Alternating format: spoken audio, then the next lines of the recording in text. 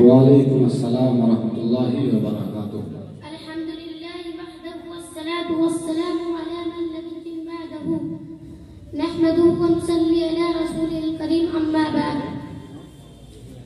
شجر توحید کے سائفن ساتھیوں اور بہر اسلام کی معجن نوجوانوں جامع رسالت کے متولد، میں آج اس بزم سید کے ایک ایسے احساس موضع پر سخت ترازو جو دختر اسلام کو بے نقاب چہروں کو نقاب اوڑھنے اور عورتوں سے کھلواڑ کرنے والے حوث پرند انسانوں کو کشائی کرے، اس سے میری مراد ہے شرعی پردہ اور موجودہ ماحول میں اس کی اہمیت ہے۔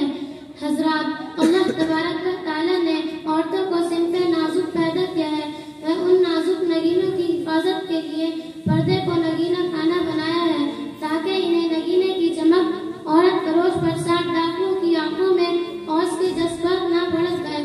سامعین اکرام، دشمنان اسلام کی یہ چال بازی ہے کہ انہوں نے آزادی نسلوں کے تعویذ پردے تلے معصوم دوشیزوں کی عزت کا خون کر کے اس خون سے اپنی نفس سازی درندگی کی پیاس بجھائی، عورتوں کو گھر بدر کیا، ان کی پردہ دری کی، ان کی عصمت فروشی کی، ان کی عزت روزی کی، ان کی عریانیت کی نمائش کی۔